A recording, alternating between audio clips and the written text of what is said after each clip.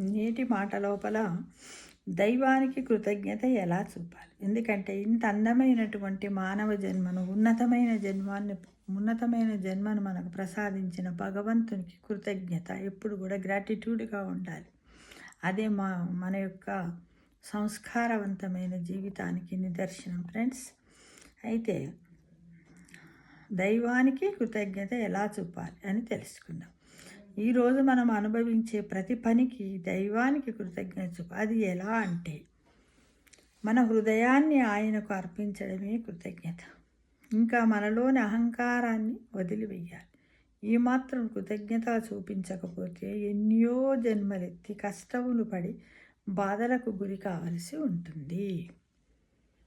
కృతజ్ఞతాపూర్వకముగా అంజలి ఘటించి మంచి గుణములను ఇవ్వమని ప్రార్థించాలి. సద్బుద్ధిని ప్రార్థించమని ప్రతిరోజు మనం వేడుకోవాలి.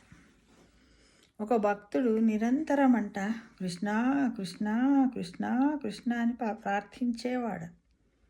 నామస్మరణ చేసేవాడట. ఎప్పుడు కూర్చున్నా కృష్ణ, లేచినా కృష్ణ అంటే మొత్తం ఆ మనిషి మనస్సంతా కూడా ఆ భగవంతుని ధ్యానంలోనే గడిపేవాడు. ఏ మాట మాట్లాడాలన్నా, ఏ పని చెయ్యాలన్నా కూడా. అయితే కృష్ణుడు మనకు తెలుసు ఒక్కొక్క సినిమాలో ఒక్కొక్క రకంగా ఉంటాడు. ఏ కృష్ణుడిని ఆరాధించాలని అతనికి సందేహం వచ్చిందంట.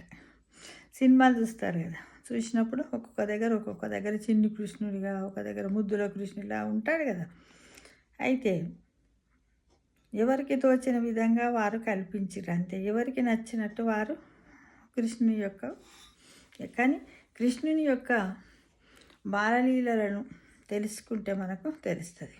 అయితే కృష్ణుని నిజస్వరూపము ఇది కాదు. ఏంటిది?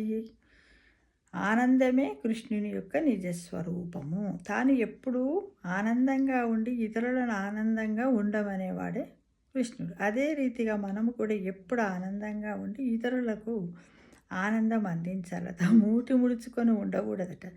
ఏవో కొన్ని బాధలు, కష్టములు వచ్చిపోతూ ఉంటాయి. అప్పటి మందమే ఉండాలి. ఎలాంటి అవన్నీ కదిలే మేఘాల వంటివి. కాబట్టి అటువంటి వాటికి మనం ఎప్పుడు విచారించినా కూడా ఫ్రాక్షన్ ఆఫ్ సెకండ్లో దాన్ని వదిలేసి మళ్ళీ ఎప్పట్లా ఉండడానికి ప్రయత్నించాలి. దృఢమైన విశ్వాసంతో దైవాన్ని ప్రార్థించాలి. భూత ఆకాశములను పూర్తిగా మర్చిపోవాలి. చిత్తాకాశమును కొంతవరకు గుర్తించుకోవాలి. చిత్తాకాశము నుండి చిదాకాశములోనికి ప్రవేశించాలి. ఇదే మానవుడు తుదకు చేరే ప్రస్థానము అని అంటారు. అంటే ఇక్కడ ఒకటి ఉంది చూడండి. అంటే మనం ఉన్నటువంటి కాలము ఆకాశాన్ని కూడా పూర్తి అంత మన చుట్టూ ఉన్న ప్రపంచాన్ని అంతా మర్చిపోయి ఆ దేవుడి యొక్క చిత్తంలోనే మన మనస్సును నిలిపి అదే ధ్యానంలో ఉన్నట్టుగా చిదాకాశంలోనికి ఆనందంలోనికి ప్రవేశించాలి. అప్పుడే మనల్ని భగవంతుడు అక్కడికి చేరుస్తాడు.